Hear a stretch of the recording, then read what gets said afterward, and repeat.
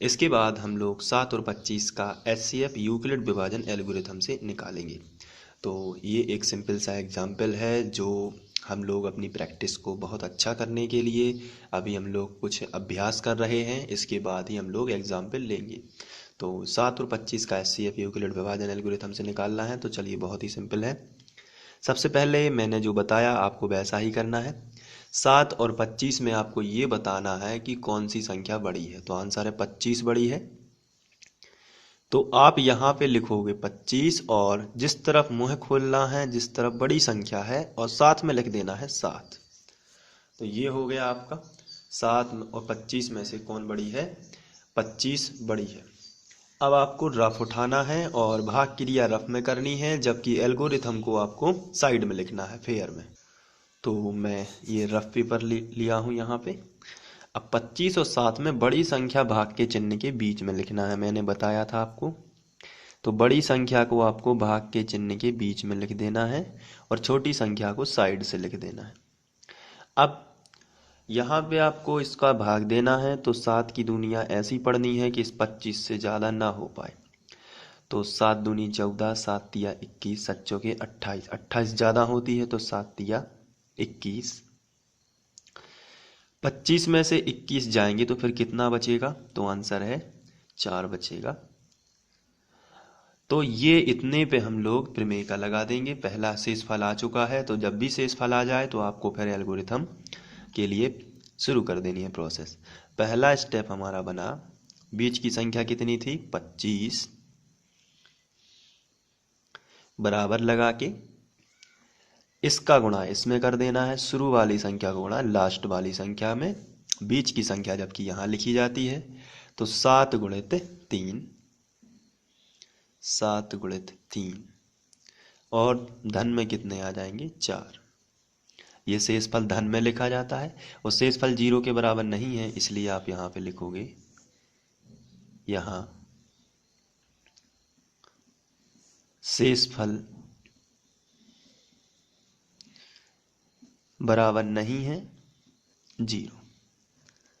इसी तरीके से आपको एग्जाम में लिखना है जैसा मैं लिखवा रहा हूँ। ये रफ प्रोसेस आपकी रहेगी, रफ में ही। और इसके बाद जो शेषफल है उसको बनाता हूँ भाजक।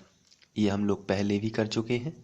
अब ये भाजक बनाया, और जो पूर्व में क्या था, पूर्व में जो भाजक था उसको बनाते हैं भाज्य। तो यहाँ पे पूर्व में क्या भाजक था 7, तो इसी को बनाएंगे हम क्या, इसी को हम बनाएंगे भाज्य। अब 4 की दुनिया ऐसी पढ़नी है कि 7 से ज्यादा ना हो। तो 4 एकम 4, 4 दूनी 8, ज्यादा हो जाएगा तो फिर 4 एकम 4। तो यहाँ पे 7 में से 4 जाएंगे तो कितने आएंगे 3। एक बार फिर शेषफल आ गया, तो फिर हम एल्गोरिथम प्रमेय का लगाएंगे। तो सेकंड नंबर पे लिखते हैं, सेकंड नंबर पे जो 7 है बीच वाली संख्या को इधर लिखते हैं, 7 बराबर यहाँ पे लिखेंगे 4 गुणित 1 प्लस 3। तो चलिए लिखते हैं 4 गुणित 1 प्लस 3।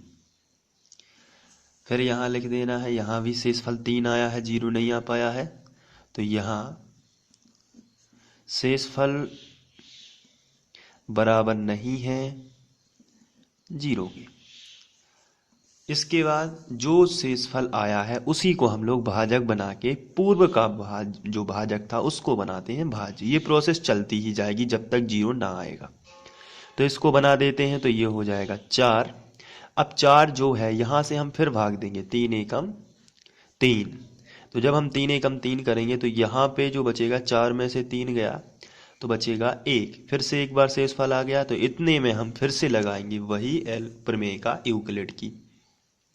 तो थर्ड जो चरण बनेगा हमारा वो बनेगा 4 बराबर, बीच की संख्या इधर लिखते हैं और पहली और आखिरी संख्या का गुणा कर देते हैं, तो 3 गुणित 1 और प्लस में शेषफल लिखेंगे प्लस 1। अभी भी शेषफल 0 नहीं हुआ है, इसलिए यहाँ लिखना पड़ेगा, यहाँ शेषफल जो है वो बराबर नहीं है 0 के।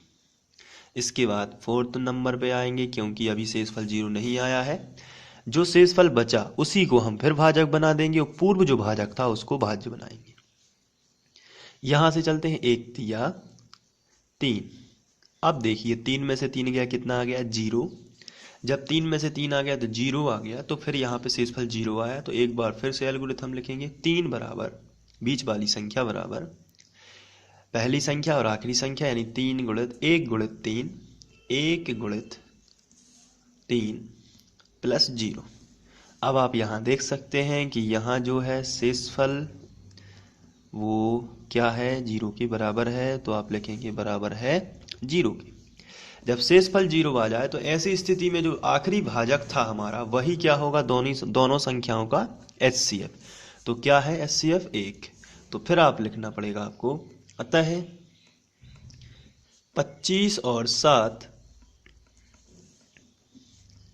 का HCF हाईएस्ट कॉमन फैक्टर 1 होगा, 1 होगा। इस तरीके से ये बहुत ही सिंपल है समझना कि यूक्लिड विभाजन एल्गोरिथम किस प्रकार लगता है। तो आशा करता हूँ कि आप समझ गए होंगे, और यदि आप समझ गए होंगे तो मैं आपको कुछ क्वेश्चंस देता हूँ, तो इनको आप सॉल्व करिए पहले, उसके बाद ही अगले वीडियो को देखिए। चलिए मैं क्वेश्चन दे देता हूँ कुछ।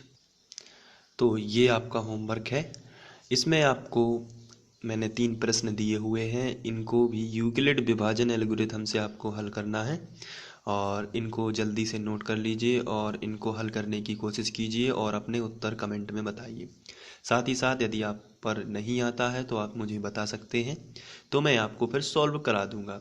साथ ही साथ ये होमवर्क इसलिए दिया है ताकि आप इनकी प्रैक्टिस अच्छे से कर लें, क्योंकि अगर अभ्यास नहीं होगा तो फिर वीडियोस देखने से कुछ नहीं होता है, केवल उसका अभ्यास भी आपको प्रतिदिन करते जाना है, तभी जाके आप पर मैथमेटिक्स अच्छी आएगी।